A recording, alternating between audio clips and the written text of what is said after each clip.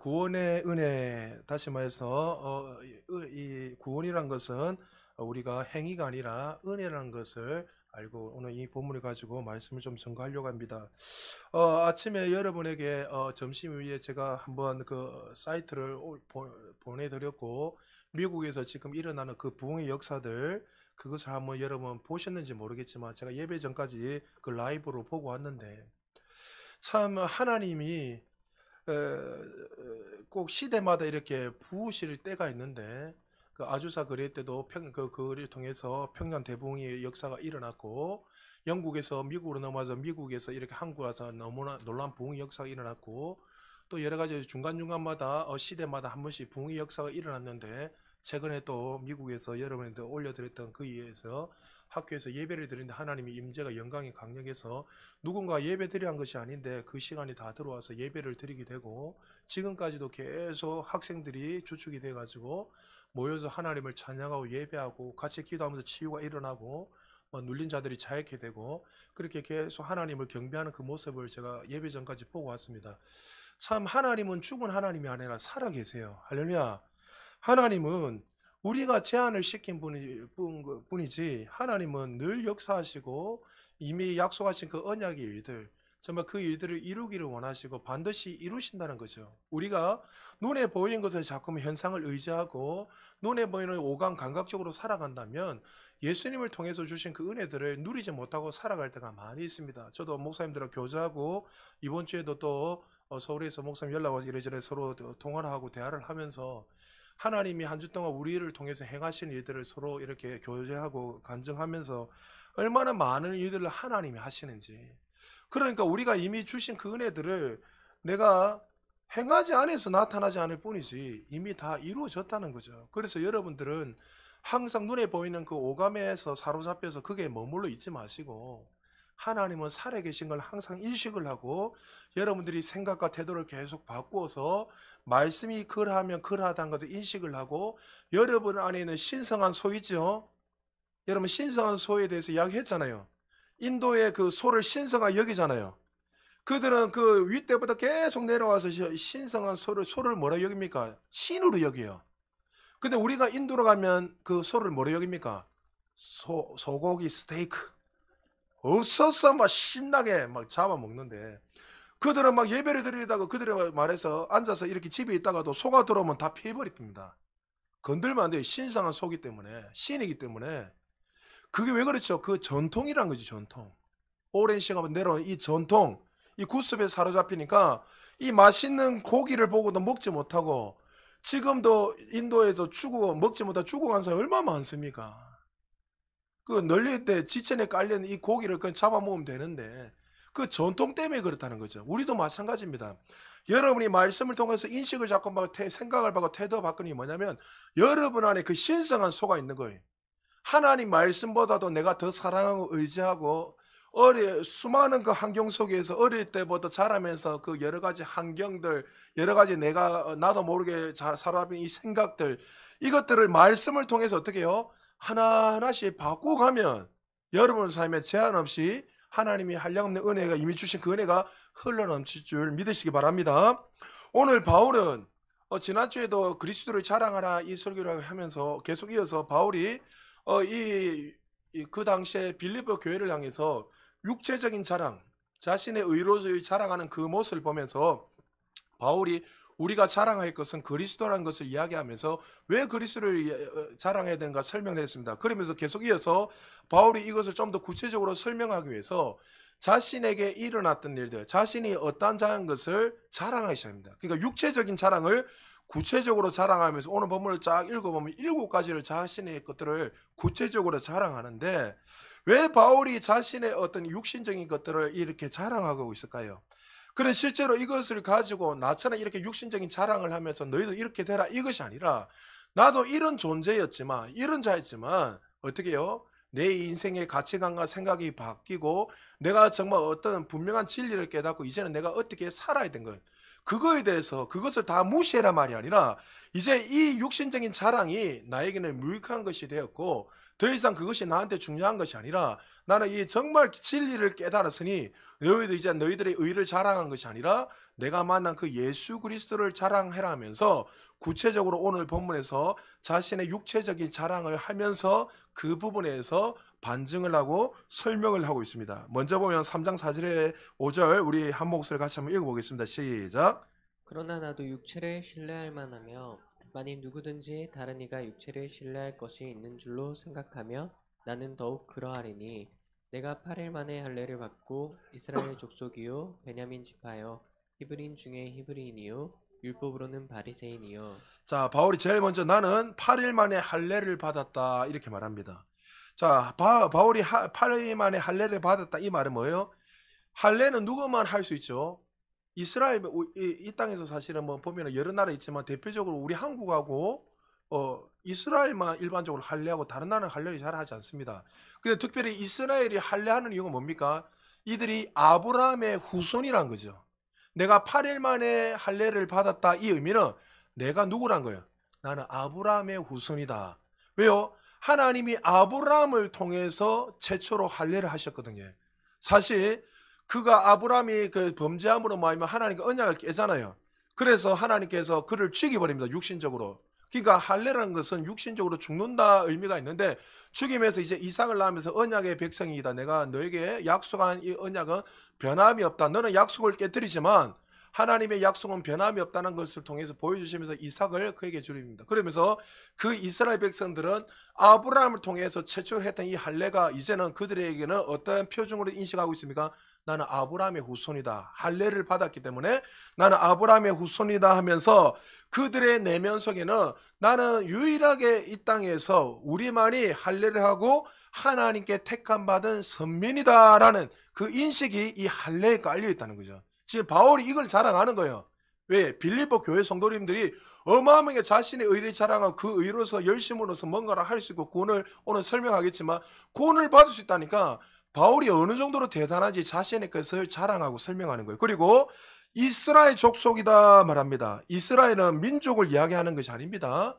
이스라엘은 누구 통해서 나오죠? 사실 야곱을 통해서 너는 이제 이스라엘이라 하나님께서 이야기하면서 그 꽤 많고 거짓말했던 그가 하나님하고 약복강가에서 이렇게 씨름을 하다가 한도뼈가 이렇게 내려앉게 되고 거기에서 이제 하나님 앞에서 두 손 두 발 닿게 되고 살아나게 말미암아 하나님께서 이제는 너를 통해서 12지파가 놀 것이고 내가 아브라함의 하나님, 이삭의 하나님, 야곱의 하나님처럼 언약의 민족으로서 너를 그렇게 사용하겠다 하면서 그에게 이스라엘이라 이름을 주면서 12지파가 만들어지고 그걸 통해 축복의 문이 열리는 그런 언약의 백성이라는 이름으로 그에게 이스라엘, 야곱의 족속이라고 줬다는 거죠. 여기서는 단순히 나라 이름을 이야기하는 것이 아니라 언약의 백성으로서 너를 택했다라는 이름으로 야곱의 족속이다 이렇게 합니다. 그러니까 여러분 지금 바울이 이렇게 대단한 사람이라는 것을 그들에게 설명하고 이야기하고 있습니다. 그 다음에 베냐민 지파라 합니다.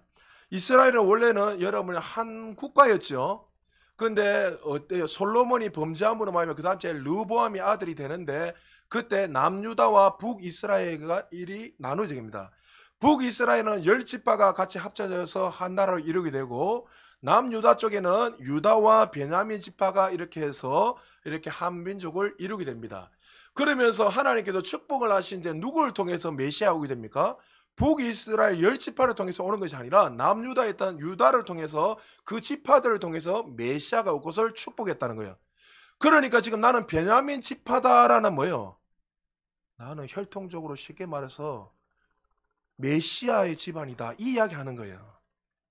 축복된 사람이다. 내 가문이 이렇게 혈통이고 출신이 이렇게 왕의 후손으로서 메시아의 후손으로서 내가 그렇게 나왔다라는 것을 지금 바울이 이야기하고 있다는 거예요. 그리고 바울이 히브리 중의 히브리인, 히브리라는 것은 원래 물을 건너오다라는 뜻인데 여러분 이스라엘 백성들 모두가 히브리인이 아닙니다. 그들이 다 예수를 믿는다고 해서 예를 들어서 내가 유대인이라고 해서 다 히브리인이 아니라 그들 가운데도 가짜도 있고 진짜도 있단 말이죠. 근데 바울은 지금 여기서 뭐라냐면 히브리인 중에 히브리나 이 말은 그에게 정말 강력한 메시지가 있는데 여러분 우리나라도 그렇지만 이스라엘에도 정말 몇천 년 동안 외세의 침략이 끊임없이 일어났습니다. 나라가 세워지면 또 다른 나라에서 들어와서 그 이스라엘을 무너지게 만들고 나라가 빼앗기고 또 나라가 빼앗기고 끊임없이 반복되는 그런 일들이 일어났단 말이죠. 그러면서 외세의 침략을 통해서 외세가 침략하면 이스라엘을 향해서 그게 다른 나라 사람들이 어떻게 하죠? 이제 말살 정책을 해가지고 씨를 완전히 말라 비틀기 위해서 그들의 백성들과 이스라엘 백성들을 결혼시켜 버립니다. 결혼을 시켜서 이제 이스라엘 씨를 다 없애버리려는 거예요. 말살하기 위해서. 그래서 우리나라 같은 경우도 이름을 창씨 개명을 해버리고 한국말만 쓰면은 큰일 나죠. 그때 우리 일제시대 때. 그리고 나서 또 뭡니까 한글도 하지 못하고 이름도 전부 다 뭐 나라 자체도 없어져 버리고 그렇게 해서 끊임없이 일본이 우리 한국에 대해서 말살 정책을 하려고 했지만 계속 우리 선조들이 보면은 한글을 지키고 사전을 만들고 한글회를 만들어서 그렇게 해서 보존해서 지금까지 우리가 한글을 사용할 수 있는 거 얼마나 축복입니까? 근데 이 이스라엘도 끊임없이 외세의 침략에 의해 가지고 나라가 무너지고 끊임없이 나라를 말살하려고 했단 말이죠. 대표적인 게 여러분 아수르가 침략했을 때 그 아수르를 통해서 어떻게 합니까? 그들이 유다를 말살하기 위해서 그들의 나라와 자신의 백성들과 이스라엘의 그 유다와 결혼을 시키는 거예요. 유다 남자와 유다 여자와 아수르 사람이 결혼하게 돼서 이제는 그것을 통해서 어떻게 해요? 이스라엘 씨를 말려버린 거예요. 여러분 이 이방인들과 결혼한다는 것은 단순한 것이 아닙니다. 이방인들과 결혼한다는 것은 그들의 사고와 생각이 뭐예요? 이제 유일하신 하나님을 버리고 누구의 신을 따르겠다는 거예요? 이방신을 섬기겠다는 그 선포와 같은 거예요. 그러니까 아수르를 통해서 유대 남자 여자들이 결혼해서 거기에서 나온 씨가 뭡니까? 사마리아인이 나오는 거예요. 왜 유대인들이 사마리아 사람들이 싫어했는지 이제 아시겠습니까? 그들이 볼 때는 어떻게 해요? 너희들은 정통 유대인이 아닌 거예요. 너희들이 살기 위해서 아수르 사람과 결혼해서 나라를 버리고 유일하신 하나님을 버렸던 너희들은 매국노라는 거예요. 그러니까 유대인들의 이 인식 속에는 그들은 가짜라는 거죠. 그래서 바울이 지금 히브리인 중에 히브리인 이 말은 뭐냐면 수천 년의 세월 동안 수많은 사람들이 외세를 통해서 공격하고 우리를 없애려도 많은 사람들이 믿음을 잃어버리고 버리고 도망갔지만 나는 어떻다는 거예요? 나의 조상은 나는 어떻다고요? 믿음이 흔들리지 않고 나는 끝까지 유일하신 하나님을 믿고 지키며 살았다는 거예요. 그래서 히브리인 중에 히브리라고 나오는 거예요. 그럼 얼마나 대단하겠습니까? 사람들이 그 정도로 바울이 인정한다는 거죠. 아무나 히브리인 중에 히브리인 되는 게 아니에요. 너희들은 어떤 일이 일어나면 하나님을 실어버리고 그렇게 살았지만 나는 어떤 외세나 어떤 거 상관없이 어떤 환경과 상관없이 끝까지 이 믿음을 지키고 한마디로 내 믿음이 최고다 이건 거예요. 나는 다른 사람이 봐도 인정하고 내가 봐도 그렇게 누구보다도 철두철미하게 신앙을 지키며 유일하신 하나님을 따랐다는 거죠. 근데 여러분이 잘 알다시피 이 이스라엘 백성들이 무너진 이유가 있잖아요. 여러 가지 있지만 솔로몬 같은 경우도 보면은 솔로몬이 통해서 솔로몬 때는 나라가 없어지지 않았지만 하나님 축복하셔서 르호보암 통했지만 솔로몬이 그 나라에 때 무너진 이유가 뭐냐면 그때 솔로몬은 여러분 전도서도 제가 이전에 한번 여러분들하고 공부를 했는데 거기에 보면은 이 지혜에 대한 연구를 끊임없이 했어요. 지식에 대한 지혜에 대해서. 그러나 하나님을 아는 지식을 가지고 이제 백성들을 다스리고 섬기기 위해서 지혜에 대해서 갈망하고 하늘에 거나 땅이나 바다 이 모든 것을 연구하면서 살았던 최고의 지휘자입니다. 그런데 솔로몬이 무너지고 망했던 가장 큰 이유가 뭐냐면 그가 모든 전 세계에 대해서 이렇게 지혜에 대해서 지식에 대해 갈망했기 때문에 다른 이방사 여인들과 결혼하기 시작합니다. 그래서 열왕기상 11장 3절에 보면 후궁이 700이요 첩이 300이라 그 1000명. 그리고 아가서 6장 8절에서 9절에 보면 왕비가 60명이요 후궁이 80명이고 시녀가 무수하더라. 그러면 이 솔로몬이 호색한이라서 여자에 빠져가지고 망했는가? 그거 아니에요. 그것 때문에 망한 게 아니에요. 여자를 많이 취한 것은 그가 여자에 빠져서 취한 것이 아니라 이 지혜 때문에 취한 거예요. 그들의 문화를 교류하면서 그들이 가지고 있는 그 어떤 문화들, 그런 지혜들을 배워가지고 그것을 통해서 정말 이 지혜의 출처가 무엇인지 날마다 있는 거예요. 그 나중에 그가 말려는 뭐예요? 지혜는 예수 그리스도라는 것을 이야기하는 거예요. 그래서 아가서가 이야기 나오는 거예요. 예수님과의 그 사랑에 대해서 이야기하고 있는 거예요. 그 말년에 깨달은 거죠, 그가. 근데 문제는 뭐냐면 수많은 이방 여인이 들어오면서 뭘 가지고 들어오죠? 드라빔, 우상. 자신들이 섬기는 신을 다 데리고 들어오니까 이것이 어떻게 됐죠? 이스라엘에 퍼지게 됐는 거예요. 퍼져서 그걸 때문에 유일하신 하나님을 잃어버리고 그들이 어떻게 해요? 인간은 참 이 어리석은 게 눈에 보이는 걸 자꾸 의지하거든요. 아무리 말씀을 말해도 안 믿다가 눈에 한번 보여주는 걸 더 의지하는 게 인간이 훈련이 안 돼 있으면. 그러니까 눈에 보이는 그것이 좋단 말이에요. 섬기기 좋으니까. 그래서 섬기다 보니까 어떻게 해요? 이 솔로몬이 그 문을 열어놔서 이스라엘이 망해버린 거예요. 그래서 그 다음 날에 르호보암을 통해서 아들을 통해서 남유다와 북이스라엘로 나누게 짓다는 거죠. 그러니까 이방인들과 피를 섞는다는 것은 이스라엘 백성들에게 단순한 논리가 아니라 하나님을 실어버리고 하나님을 버리고 다른 신을 섬긴다는 그 의미가 있어요. 그런데 바울은 어떻게 해요? 나는 그런 자가 아니었다. 비가 오고 눈이 바람이 와도 나는 여전히 유일하신 그 하나님, 히브리인 중에 히브리인이 바로 나라는 거예요. 그리고 율법으로는 바리새인이다 말하고 있습니다. 이것을 쉽게 오늘날로 말하면 나는 경기중학교, 경기고등학교, 서울대학교, 하버드를 나왔다는 거예요. 하버드 대학원을. 그러니까 사실 바리새인은 여러분 우리가 성경을 우리는 내용을 알지만 원래는 나쁜 이미지가 아니었습니다. 처음에는. 바리새인이라는 뜻은 뭐냐면 구별되다 분리된 사람들이라는 의미입니다. 이 바리새인들이 율법을 지키다 보니까 처음에는 사람들 율법을 지키다 보니까 실수도 많이 하고 하나님 앞에 볼 때 우리가 참 부족한 걸 많이 느낀 거예요. 그들이.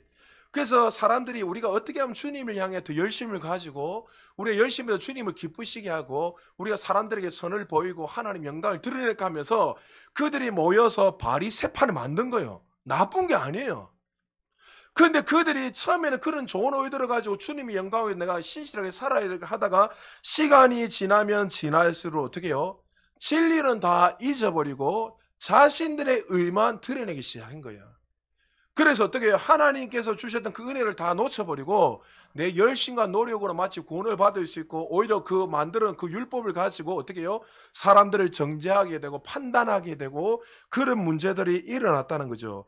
그러니까 율법으로는 바리새인이다 이 말은 바울은 쉽게 말해서 누구보다도 어떻게 해요? 자신은 어떻게 해요? 주어진 이 율법이 요구하는 그 수준에 완벽하게 지키며 살았다는 거죠. 누가요? 사도 바울이 그렇다는 거죠. 얼마나 대단합니까? 자, 우리 6절에 또 이렇게 말합니다. 우리 6절 같이 한번 읽어보겠습니다. 시작. 의심으로는 교회를 박해하고 율법의 의로는 흠이 없는 자라. 자, 바울은 자신이 율법으로는 전혀 흠이 없고 열심으로는 교회를 박해했다. 그 정도로 그런 누구보다 뛰어나게 다메섹 도상의 주님을 만나기 전에 그게 예수를 믿는 자가 있다는 그것을 듣고 어떻게 해요? 180km가 넘는 것을 그가 쉬지 않고 달려가서 그 사람들을 잡아서 데려오려고 한 사람이 율법으로 누구보다 열심을 가졌던 자가 누구라고요? 바로 바울이었습니다.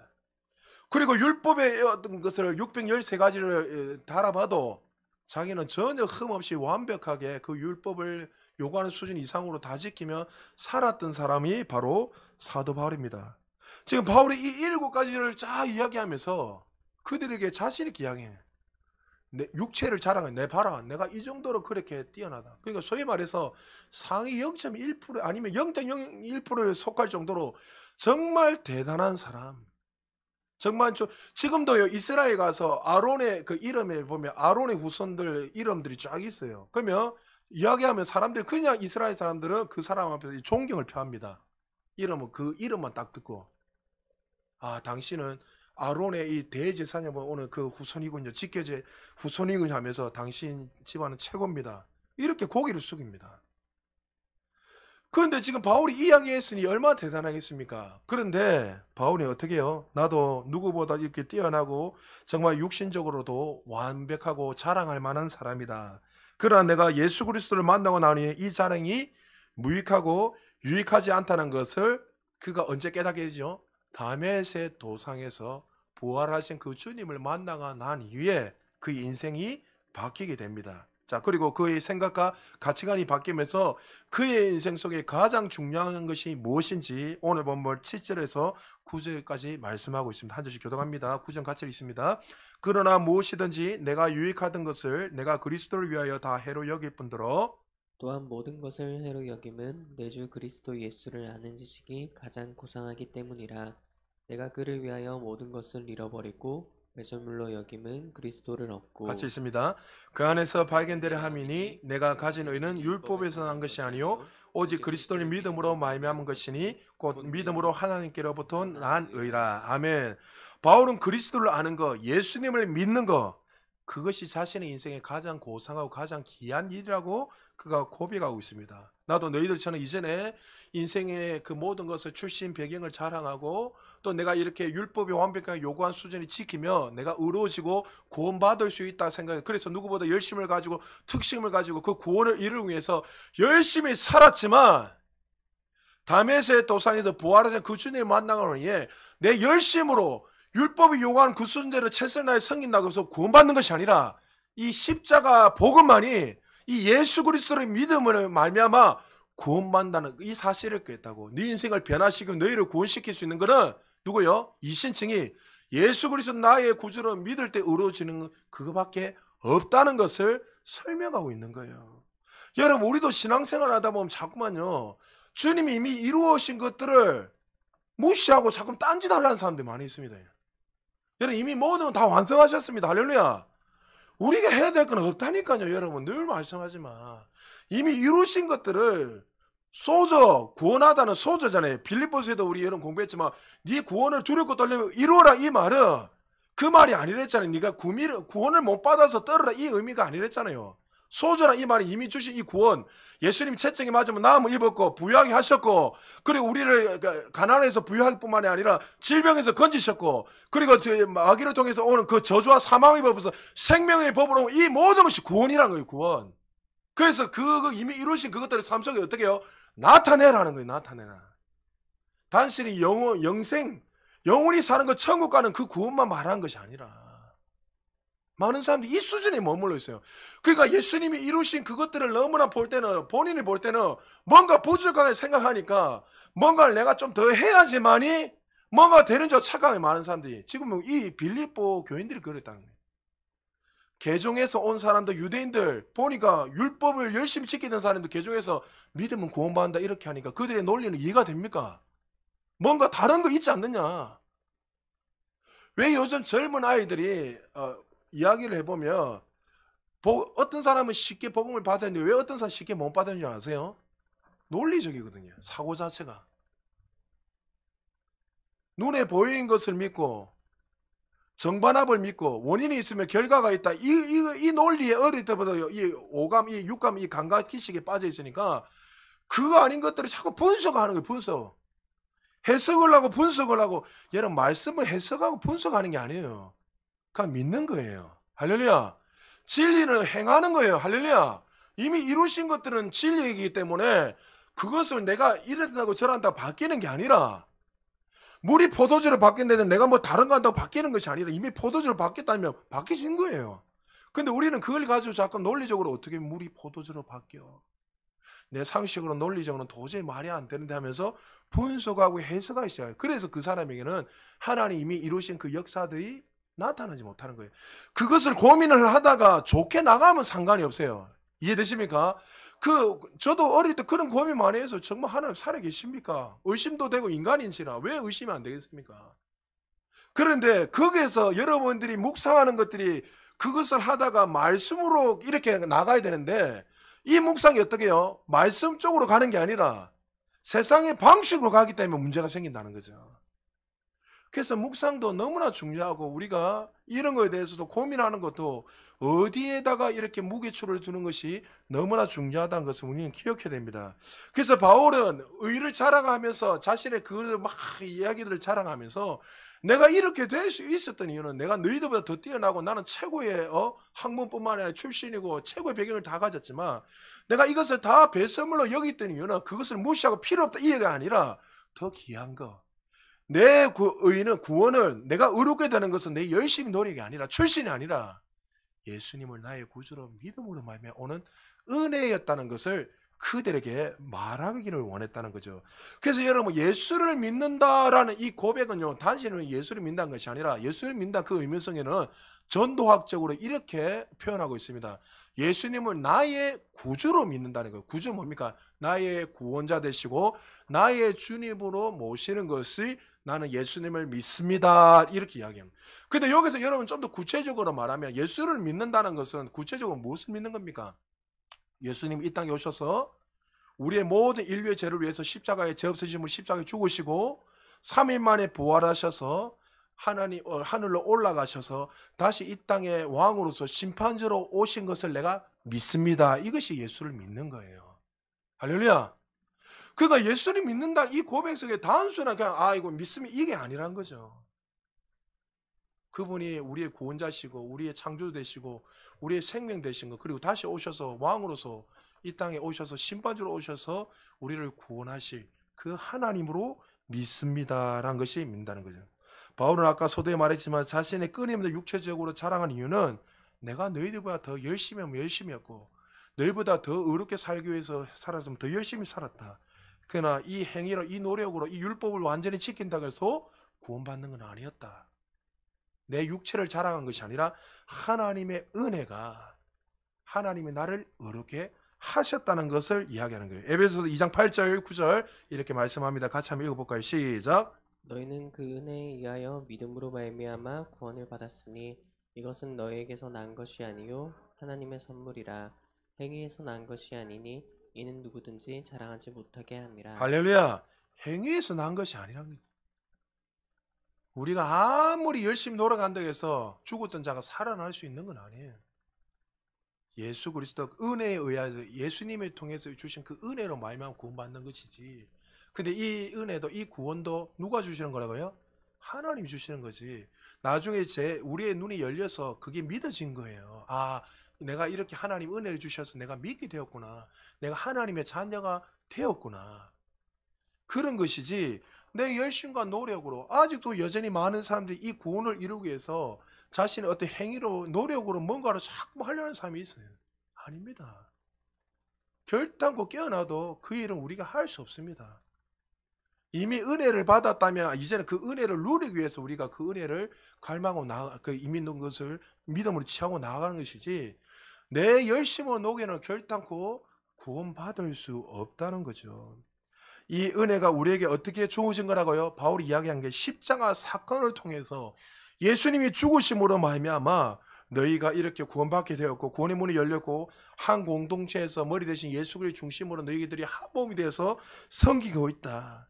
근데 이 빌립보 교회 성도들은 신앙생활을 하면 할수록 점점 어떻게 해요? 그리스도의 이 십자가의 복음은 다 사라져버리고 자신의 의만 자랑하고 있다는 거예요. 외식하는 자가 되고 있다는 거죠. 그러니까 교회에서 제일 중요한 보지는 여러분 알죠? 십자가만 바라보면 안 되지만 여러분 우리는 십자가에도 더 뛰어넘는 뭐가 있습니까? 새피즈물 계시. 우리는 시온의 삶을 산다 했잖아요. 십자가에 수주만 있는 사람도 대단합니다. 근데 십자가에서 주신 그 은혜를 가지고 자꾸 눈물 흘려 그 수준에 머물러 있으면 안 돼요. 그 은혜를 이제는 우리가 거듭나서 받았으니 새로운 피조물이 되었으니 이제는 시온의 산에 사는 우리는 영적인 수준에 하늘에 속해 있기 때문에 하늘에 속한 자라서 살아가는 거. 응가 그러면 어쩌면 내가 나사렛 예수 일어나 걸어라. 여러분 베드로의 그 믿음의 고백을 잘 들으셔야 돼요. 베드로는 지금 그 안에 있는 것을 봤어요. 그 안에 있는 것을. 내가 이미 거듭날 때 하늘에 속한 자였고 나는 이미 거듭날 때 나는 어떤 존재를 알았기에 그 안에 있는 것을 줬잖아요. 할렐루야. 거듭날 때 우리에게 그것이 다 부어줬다는 거예요. 그래서 바울은 너희들은 어떻게 해서 이렇게 육체적인 자랑만 하고 십자가 이 복음을 다 잊어버리고 이것이 너희들을 구원하고 의롭게 하는 것인데 왜 너희들은 너희들의 육체적인 것들을 자랑하느냐 하면서 그들에게 이야기하는 거예요. 대표적인 교회도 또 있죠. 고린도 교회도 동일하게 말하고 있습니다. 우리 고린도전서 2장 1절에서 우리 4절까지 5절까지 한 절씩 교독합니다. 형제들아 내가 너희에게 나아가 하나님의 증거를 전할 때에 말과 지혜의 아름다운 것으로 아니하였나니 내가 너희 중에서 예수 그리스도와 그의 십자가에 못 박히신 것 외에는 아무것도 알지 아니하기로 작정하였음이라. 내가 너희 가운데 거할 때 약하고 두려워하고 심히 떨었노라. 내 말과 내 전도함이 설득력 있는 지혜의 말로 하지 아니하고 다만 성령의 나타남과 능력으로 하여 같이 있습니다. 너희 믿음이 사람이 지혜 있지 아니하고 다만 하나님의 능력에 있게 하려 하였노라. 당시 고린도 교회도 설립한 지 얼마 되지 않아서 교회를 설립해놓고 바울이 잠시 떠났는데 그 떠났을 때 문제가 생겨버렸어요. 왜? 영적으로 어린 교회였는데 이 안에 어떤 문제가 있으면 여러 가지 많은 고린도 우리 전서 우리 공부했으니까 여러 가지 많은 것 중에서 파발삼이 일어난 거예요. 나는 게바파, 그러니까 베드로파죠. 나는 아볼로파, 나는 그리스도파, 나는 바울파. 이래서 그 안에서 파를 나누면서 여러분 파가 나눠졌다는 건 뭡니까? 우리가 니보다 더 낫다는 거예요. 우리 의가 더 너희들보다 더 낫다는 거예요. 나누면서 이 그리스도의 복음 하나님 예수 그리스도를 통해 주신 그 은혜는 다 잊어버리고 우리 열심이 맞다는 거예요. 우리가 열심히 해야 우리 것이 맞다는 거예요. 너희들 건 틀릴 거. 그러니까 바울이 그 모습을 보면서 너희들에게 이렇게 된 것은 너희들의 열심과 노력으로 된 것이 아니라고 이야기하는 거예요. 계속 그 이야기하는 거예요. 너희들이 이렇게 그 한 공동체가 되고 한 몸을 이룰 수 있는 것은 너희들이 아무리 말에 있는 것도 아니고 지혜에 있는 것도 아니고 너희들이 열심히 한다고 누가 복음을 열심히 잘 전한다고 해서 그 사람이 어떻게 해요? 거듭나는 것도 아니고 뭐요? 결론은 하나님의 은혜가 십자가의 그 은혜가 너희를 새롭게 하고 너희들을 의롭게 했다는 것을 이야기하는 거예요. 근데 그들은 여전히 그 은혜를 잊어버리고 이 십자가 이 복음을 잊어버리고 자신의 의와 열심으로 정당화시키면서 그 의가 우리를 거룩하게 만들고 성결하게 만들고 또 그 의가 어떻게 해요? 그 십자가를 대신해서 우리를 의롭게 할 수 있다고 그들은 여전히 그렇게 믿고 살아가고 있었다는 거죠. 그래서 바울이 이 율법에 대해서 이 의에 대해서 이렇게 로마서에서 3장 19절에서 20절에 율법에 대해서 이렇게 말하고 있습니다. 같이 읽겠습니다. 시작. 우리가 알거니와 물은 율법이 말하는 바는 율법 아래에 있는 자들에게 말하는 것이니 이는 모든 입을 막고 온 세상으로 하나님의 심판 아래에 있게 하려 함이라. 그러므로 율법의 행위로 그의 앞에 의롭다 하심을 얻을 육체가 없나니 화면 죄를 깨달음이니라. 할렐루야. 죄를 깨닫게 합니다. 그러니까 율법 아래에 있는 사람, 죄 아래에 있는 사람들에게 이 율법을 통해서 죄를 깨닫게 하고 우리는 은혜 아래에 있습니까? 율법 아래에 있습니까? 믿습니까? 그럼 뭐 율법은 나쁜 건 아니에요, 사실. 왜? 율법을 통해서 여러분에게 계속 반복적으로 이야기하지만 이 율법을 통해서 우리에게 깨닫게 해준 기능이 뭡니까? 아무리 율법이 요구하는 그 수준대로 그대로 다 지킨다 해도 우리가 의로워집니까? 안 됩니까? 나는 죄인이라는 것을 계속 이야기하는 거야. 너는 죄인이다. 스스로 구원받을 수 없다. 율법은 나쁜 게 아니에요, 여러분. 좋은 거예요. 그런데 문제는 뭐예요? 그들은 율법을 완벽하게 지키면 내가 구원받을 수 있다고 생각하는 거예요. 그래서 갈라디아 3장 24절에 율법의 기능에 더 정확하게 말씀하고 있습니다. 같이 읽겠습니다. 시작. 이같이 율법이 우리를 그리스도께로 인도하는 초등교사가 되어 우리로 하여금 믿음으로 말미암아 의롭다함을 얻게 하려 합니다. 할렐루야. 율법으로 말미암아 이제 그리스도께 인도하는 교사 역할을 하는 거예요. 선생 역할. 율법으로 구원받는 것이 아니라 내가 아무리 열심히 지켜도 내가 스스로 의인이 될 수 없고 내가 제 문제 해결이 안 되니까 이걸 통해서 어떻게 할까 날만 고민하다가 누굴 보는 거야? 예수 그리스도를 보는 거예요. 메시아를 보는 거야. 아, 그래서 우리를 구원하실 분은 오직 메시아 예수 그리스도밖에 없는 거예요. 구약의 사람들이 그것을 그림자를 통해서 율법의 그림자를 통해서 계속 본 거예요. 그럼 율법의 실체가 그림자가 왔어요, 안 왔어요? 그래서 예수님 율법의 완성자를 했잖아요. 율법이 요구하는 것을 완벽하게 이룰 수 없는데 유일하게 완벽하게 이루신 분이 누구밖에 없습니까? 예수님밖에 없는 거예요.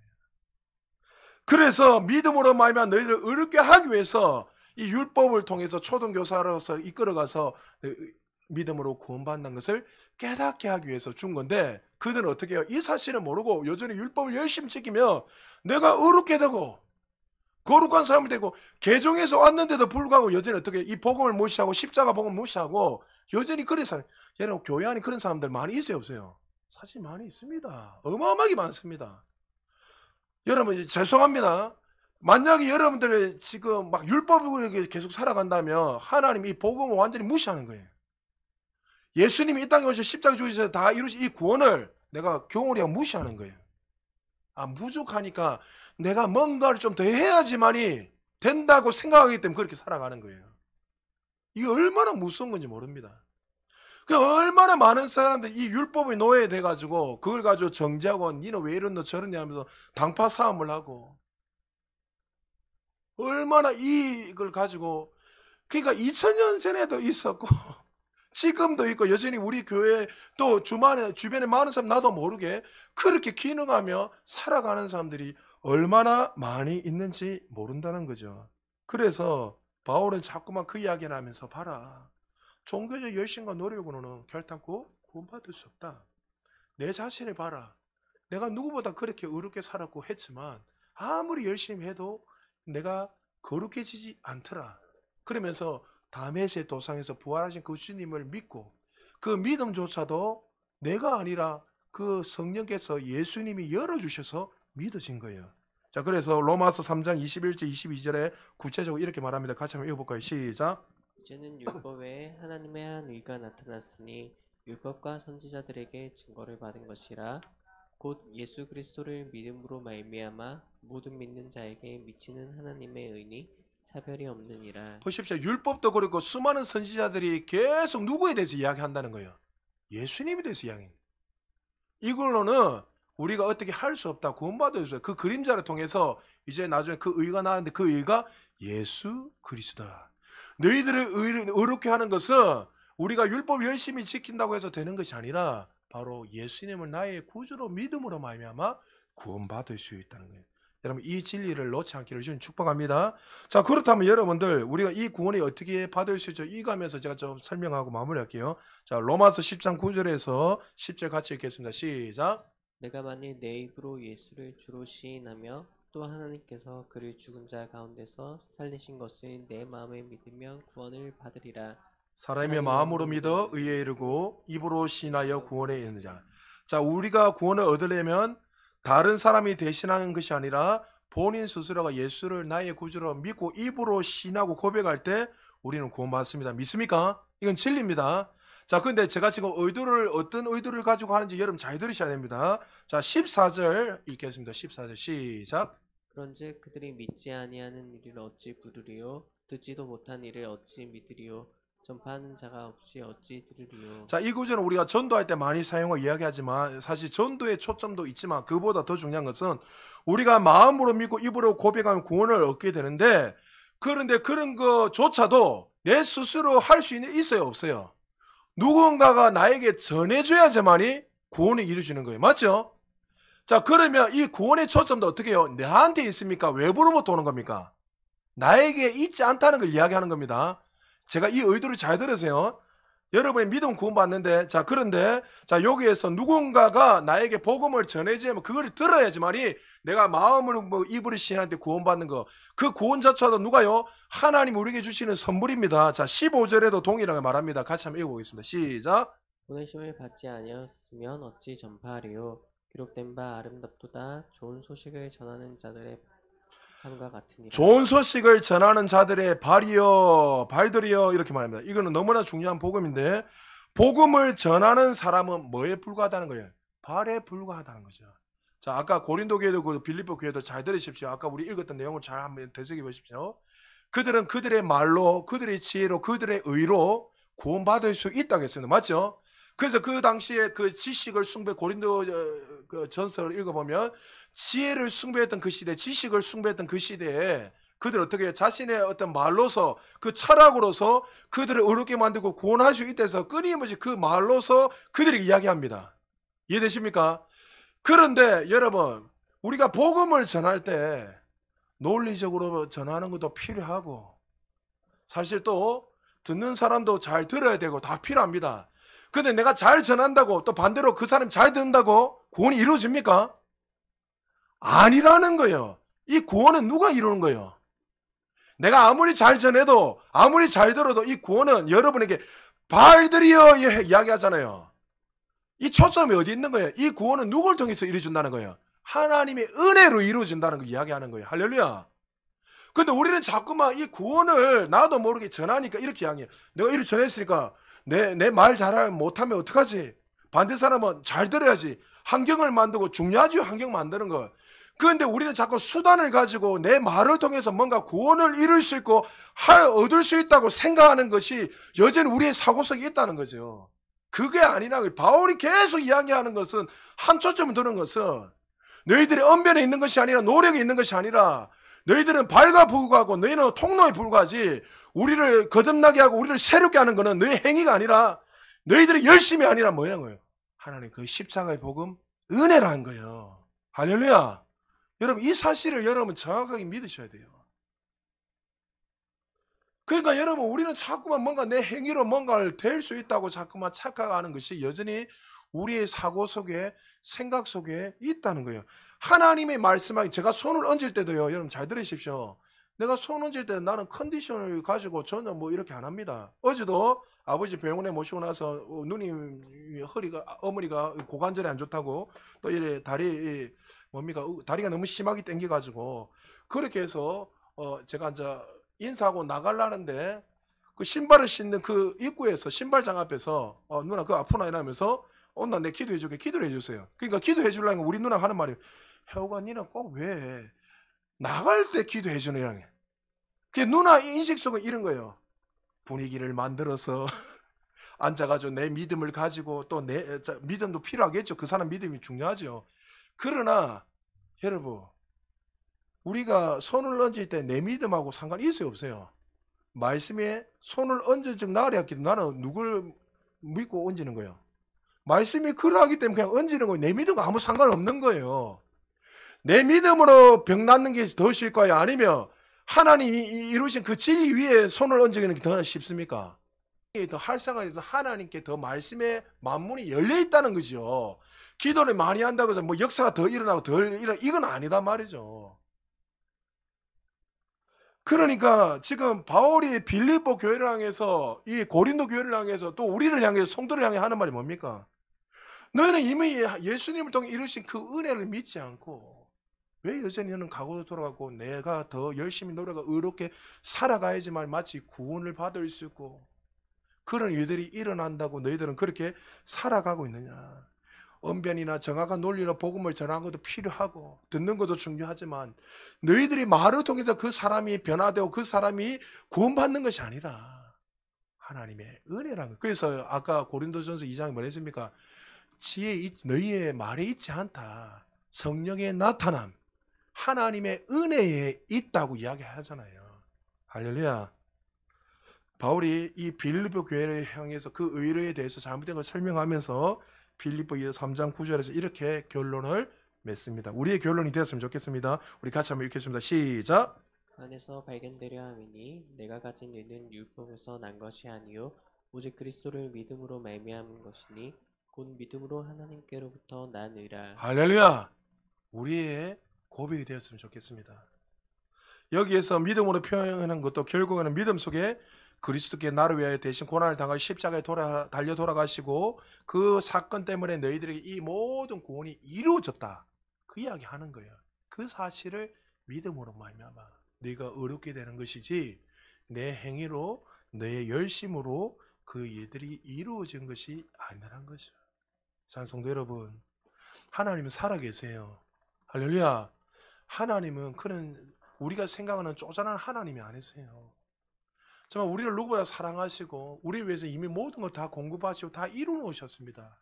문제는 우리가 자꾸만 과거로 돌아가고 자꾸 마치 하나님의 그 구원이 부족한 것처럼 느끼면서 내 열심으로 뭔가를 자꾸 여러분에게 아무 생각 없이 가만히 있어 이 이야기 하는 거 아니에요. 말씀에 대해서 반응을 해야 되는 우리가 이미 이루신 그 진리를 향해서 반응해라는 거예요. 이것을 이루셨다는 기억하고 오늘도 주님이 주신 그 구원의 은혜 정말 나를 의롭게 하신 것이 나의 나 된 것은 하나님 은혜인 것처럼 정말 우리에게 이 귀한 은혜를 허락해 주셨으니 이제는 이 은혜를 값없이 여기지 말고 내가 호흡하고 살아갈 이유가 바로 그 십자가의 복음, 이 그리스도의 은혜 안에 있다는 것을 기억하시고 그 은혜로 인하여 감사하실 뿐만 아니라 이제는 새로운 피조물이 되었으니 이제는 제한 없이 여러분의 삶 속에 계속 전진해서 생각을 바꾸고 태도를 바꿔서 예수 그리스도가 말씀하신 거예요. 하나님이 예수님이 그러하시면 말씀이 그러하시면 그러하다는 것을 인식을 하고 날마다 여러분들이 전진해 나갈 때 우리를 통해서 제한 없는 은혜들이 더 부어져서 여러분의 삶 속에 날마다 하는 성령의 나타남이 또 날마다 간증이 끊임없이 일어나는 우리 모두 되시기를 주의 이름으로 축복합니다.